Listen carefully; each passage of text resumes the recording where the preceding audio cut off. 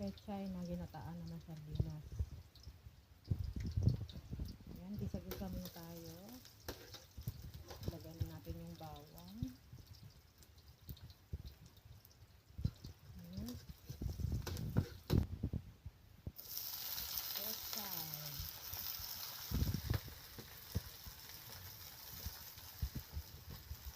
Maraming pechay.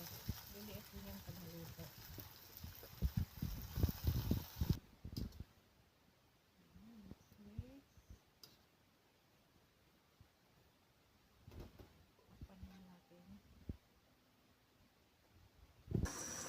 Ayan na, lumiit na. Ilagay na natin ang sardinas. Dalawa ang nilagay ko. Ayan. Sarap.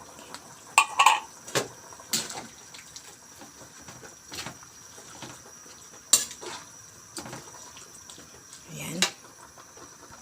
Hugasan ko yung lata kasi sayang yung lasa. Ayan. Pakuluan. Simmer natin saglit. Mga 2 minutes. Ayan. After 2 minutes, ayan. Kumulo na siya. Ilagay na natin ang gata.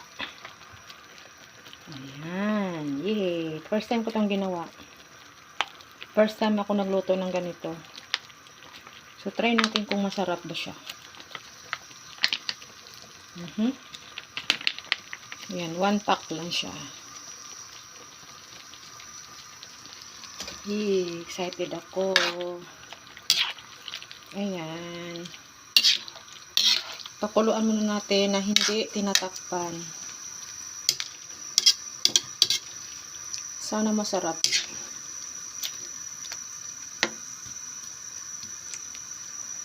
Kailangan may sabaw para makahigop.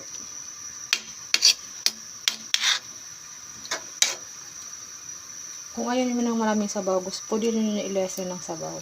Bawasan nyo ng sabaw. Kami kasi, mahilig kami sa sabaw.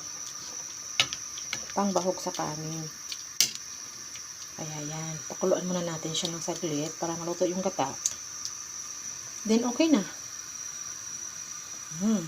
Excited na ako. Ayan na. Kumulo na. Pwede na to. Sarap. Ayan.